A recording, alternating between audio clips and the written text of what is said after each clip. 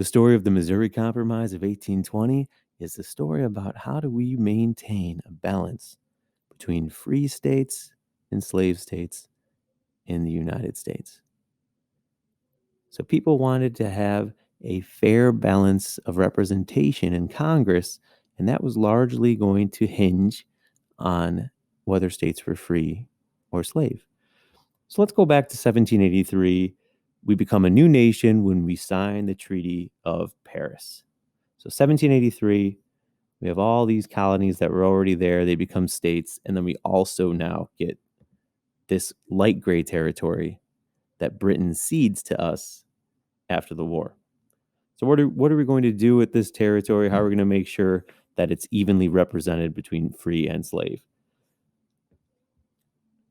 Now I'm going to go ahead and click 1803 on the map here, and you're going to see the United States double in size because Jefferson purchases Louisiana Territory from France.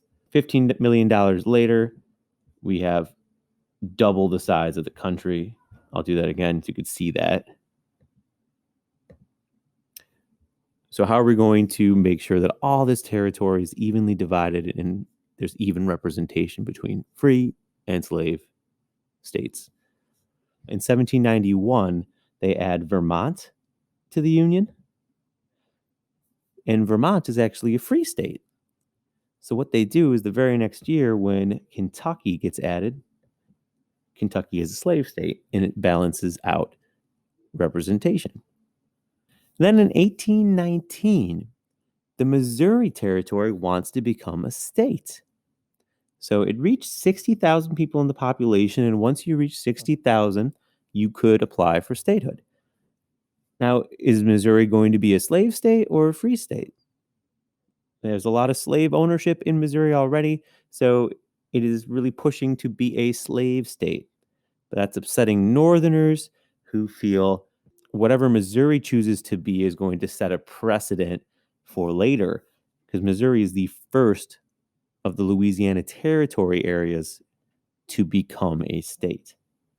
You're going to have James Talmadge from New York propose the Talmadge Amendment, which is basically going to say we can add Missouri as a slave state. However, we won't allow further slaves to be added or introduced to Missouri. And also, once the children of slaves reach the age of 25, they would be free. So the children of slaves in Missouri, once they got to 25 years old, they would be free people. And no new slaves could be added to the state, so slavery is kind of over at that point then, isn't it, in Missouri? That sent a message that really shocked the South because they saw if this happens, this might be an omen of what is to come with future states and for slavery in the long run. So Senator Henry Clay has a different proposal. His proposal is, first, we admit Missouri into the Union as a slave state, but we simultaneously add Maine, which is basically just Massachusetts has another little section to it that, here's Massachusetts right here. Massachusetts also owned this territory up there. So you could see in 1783, it belongs to Massachusetts, but they're going to add it as a new state and make it a free state to then equal out representation once more. So Missouri gets added as a slave state, but Maine gets added as a free state. Finally, a line was drawn. So the latitude 36 degrees, 30 minutes north, that line